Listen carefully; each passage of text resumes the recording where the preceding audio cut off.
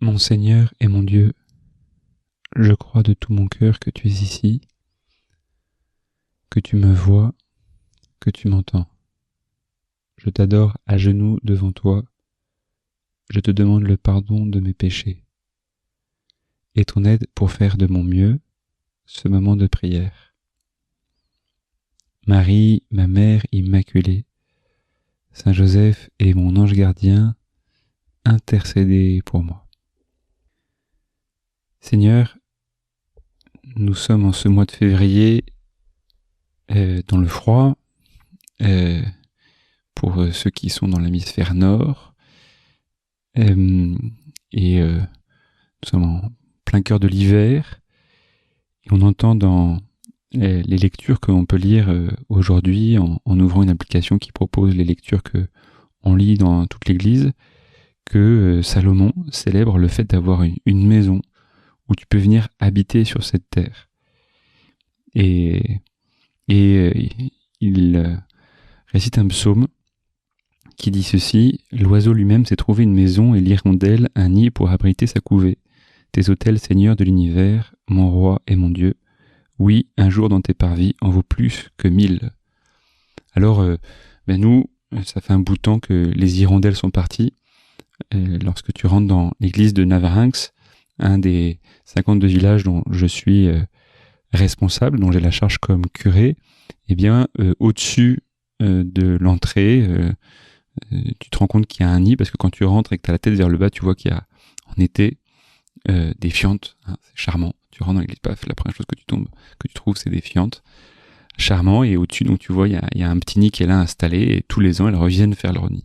Alors d'ailleurs, il y a un paroissien, pour la petite anecdote, qui a essayé de mettre un petit filet pour les empêcher de rentrer, mais elles ont réussi à construire leur nid accroché au filet.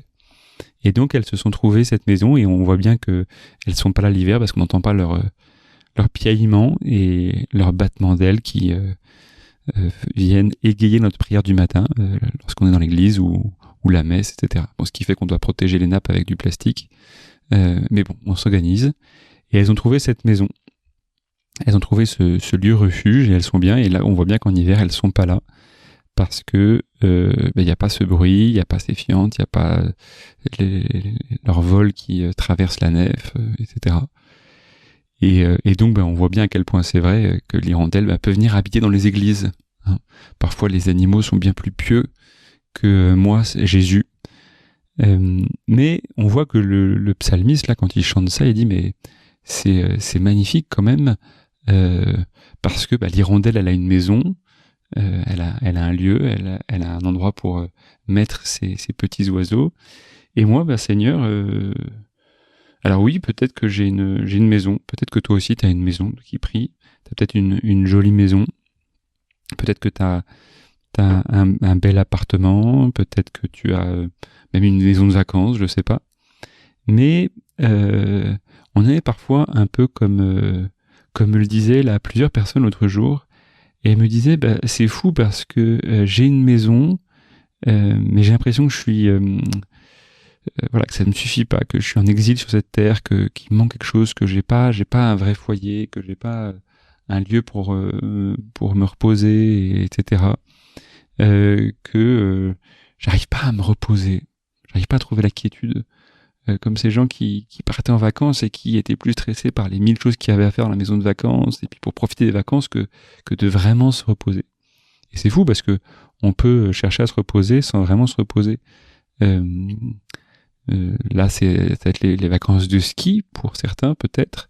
Pas forcément d'aller au ski, mais d'aller se balader à droite à gauche.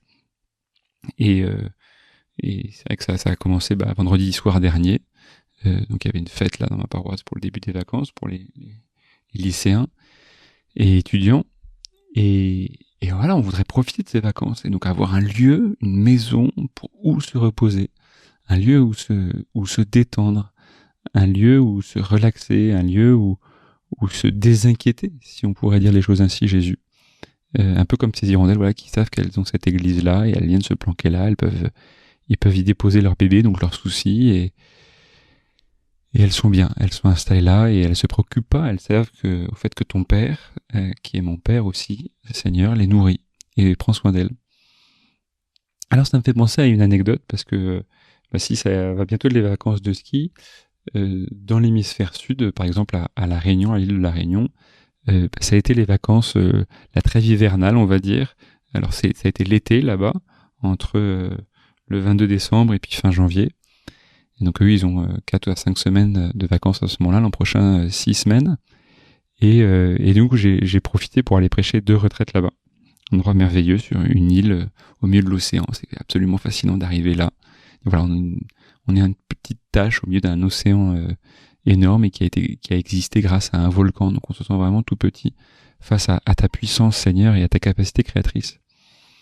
Et alors que je faisais le tour de l'île, et donc j'avais prévu de le faire, mais j'avais pas de voiture.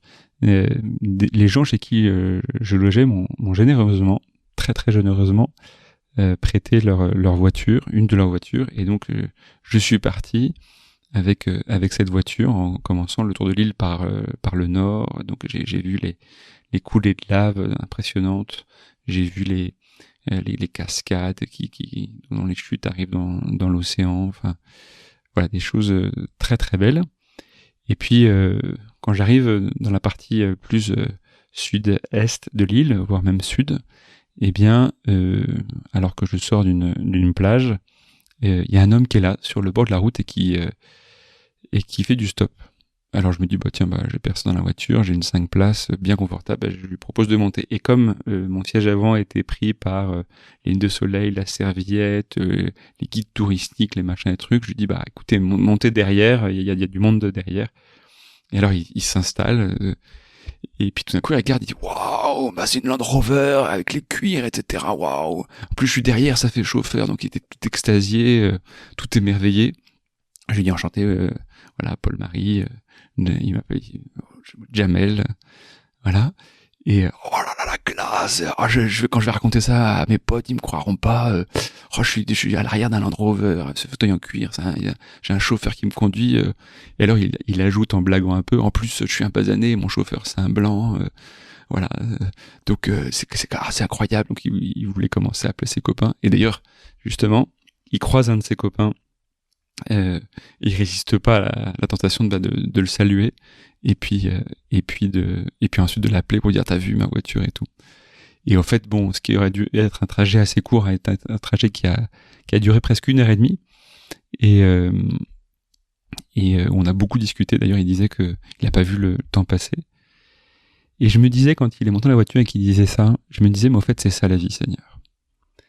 Nous on est sur le bord de la route, on marche.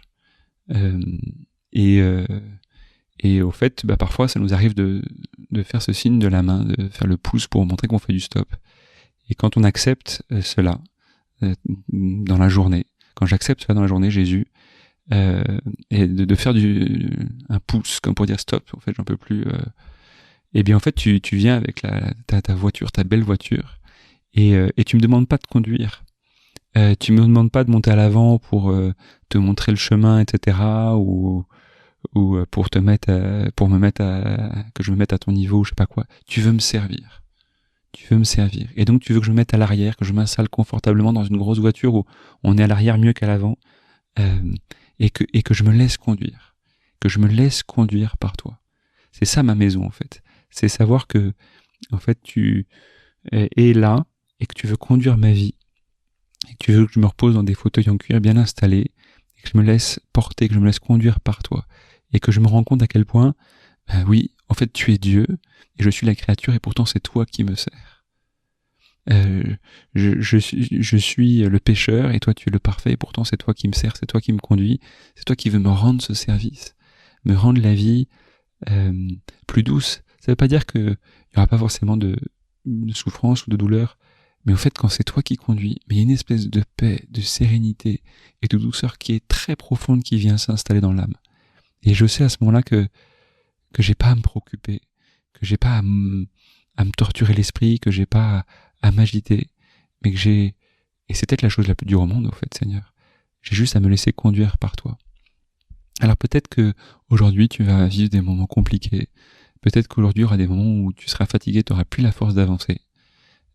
Mais peut-être que ça t'arrivera pas.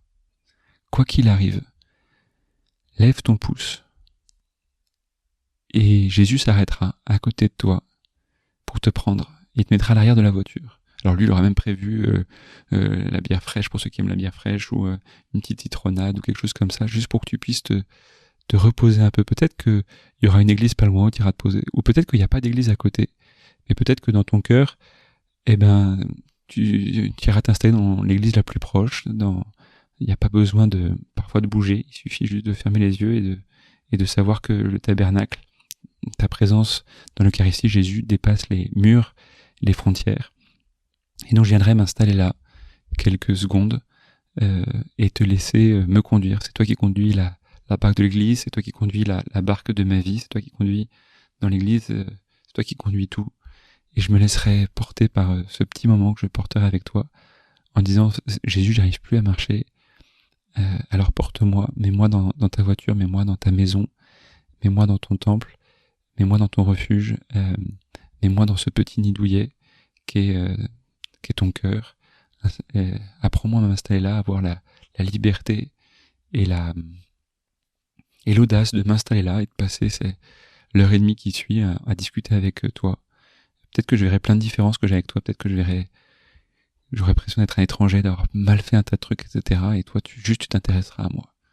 Et alors cette heure te paraîtra bien courte, comme disait le curé d'Ars lorsqu'il traversait les villages et la campagne qui étaient autour de chez lui quand ses confrères étaient malades. Il disait tout me paraissait si court parce que Jésus était avec moi et que dans la conversation avec Jésus, tout était trop court. C'est pareil, Seigneur, aujourd'hui je passais cette journée assis à l'arrière de la voiture, te laisser devant, te laisser les clés, te laisser le volant et m'asseoir confortablement et te laisser t'intéresser à moi, te laisser me conduire, te laisser me reposer. Je te remercie, mon Dieu, des bonnes résolutions, des beaux désirs et des lumières que tu as semés dans mon cœur pendant ce moment de prière. Je te demande de m'aider à les faire fructifier. Marie, ma mère immaculée, Saint Joseph et mon ange gardien, accompagnez-moi toujours dans le chemin.